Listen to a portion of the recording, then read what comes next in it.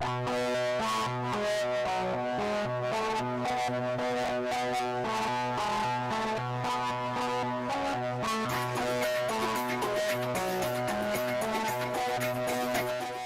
Youth Governor of Oklahoma supports and defends the Constitution of the United States of America and of State Oklahoma. The following planks reflect the views of the Oklahoma Youth Governor for the 2012-2013 State Conference. She supports the development and implementation of new technologies and programs designed to preserve and protect our native landscape. She supports an enriched endowment of the Oklahoma educational system, fiscal responsibility in regards to taxpayer money, funding for the construction and upkeep of Oklahoma's roadways and bridges, safe driving habits, and the enforcement of laws in regards to transportation. The elimination of bureaucracy within the legislative branch in regards to setting the state budget. The streamlining of government programs in order to become a more fiscally stable state. Our armed forces and veterans. The employment of our esteemed veterans. The creation of new farms, farming practices, and agricultural diversity through incentives and regulation. The implementation and preparation of response plans and shelters for times of natural disaster and state emergencies. Our Second Amendment rights. The elimination of bureaucracy within Medicare and Medicaid. And advocate healthy lifestyle choices for all Oklahoma citizens. The research and development of medical advancements. The above views, stated and otherwise implied, are hereby endorsed by the Youth Governor of Oklahoma. The governor has decided to put forth this platform. When her cabinet reviews legislation, she will use this platform to base her agenda for state conference. For copies, please see a governor's cabinet member. Thank you.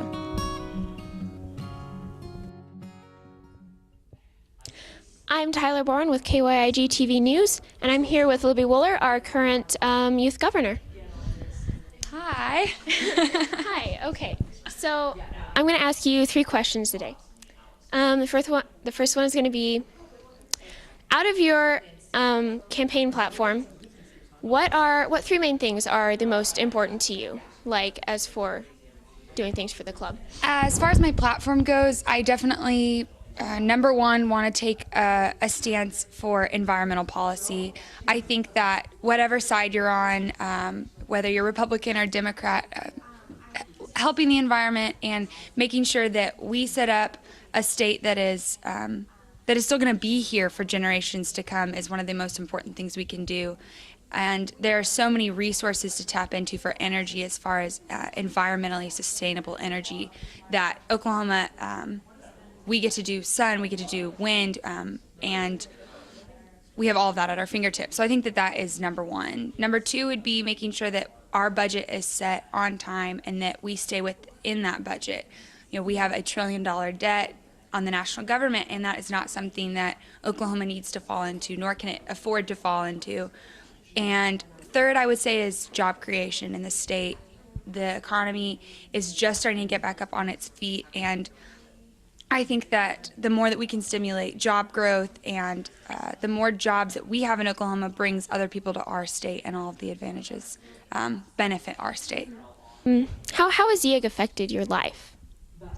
Well, aside from the plethora of friends that I've gained from youth and government, I have friends all over the state now, and through Connie I have friends all over the nation that I can keep in touch with for the rest of my life. I want to pursue a career in politics. I am passionate about public service, and not for the fame and not for the glory that that brings, but I think that we truly need more people who have a servant leadership mindset in Congress and up on Capitol Hill, and I want to pursue that. I'm hoping to go to school somewhere near D.C. and start doing internships there, and I would love to be working at the Capitol one day. And that's all because of youth and government. That's awesome. Thank you, Ms. Wooler. Thank you.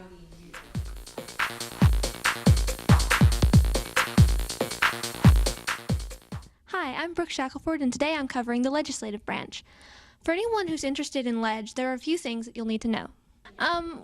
Would you please tell us or describe to us what is a bill? Well, most of the time when we talk about a bill in youth and government, it's an act. It's a piece of legislation that describes what we would like to have change in the state of Oklahoma, and it has the full force of law. What's a resolution? A resolution, some of our bills are resolutions.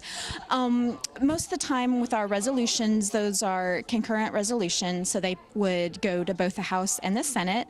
And what it is a statement of opinion. What is point of information?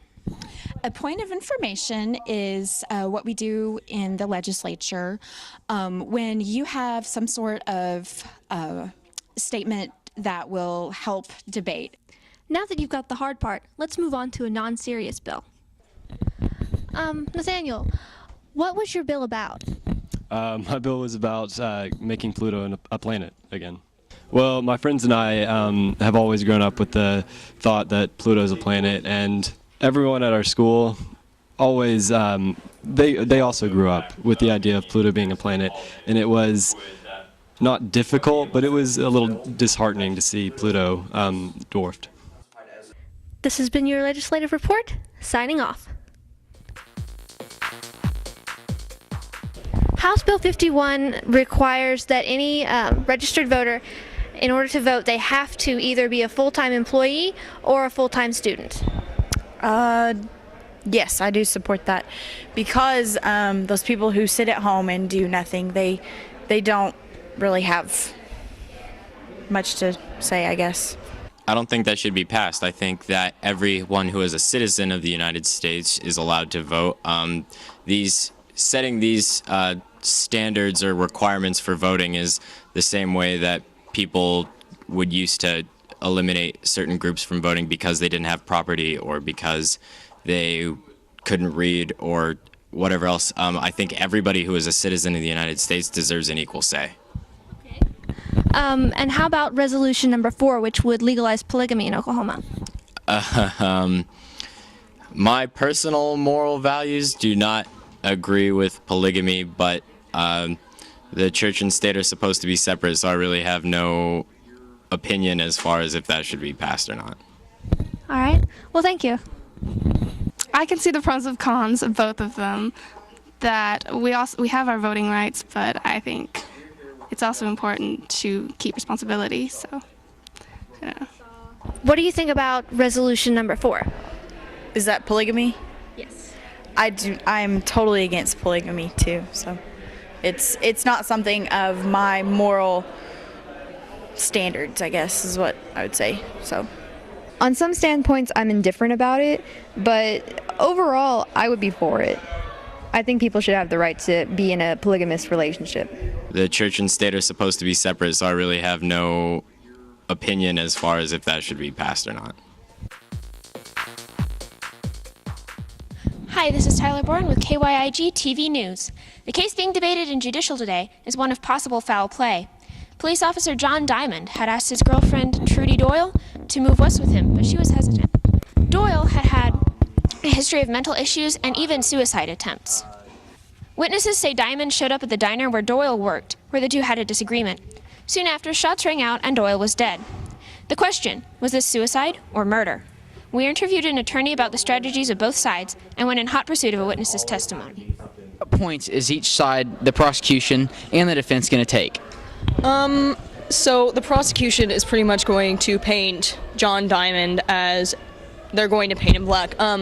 He was a Marine, but the thing is, one of the questions is a lot of people said there's eyewitness testimony, and it seems like they were involved in an altercation. And for another thing, it's just like she had made suicide attempts, although the prosecution, that's what the defense is going to argue. The defense is going to argue that she was suicidal, so she obviously did it herself. We tracked down a witness and we're hot in pursuit of her testimony. Can you tell us what you saw? I saw Johnny Diamond enter the vestibule after Trudy Doyle, at which, after they were in there for some time talking, I heard a gunshot. This case could lead anywhere, but we keep you informed. KYIG-TV News.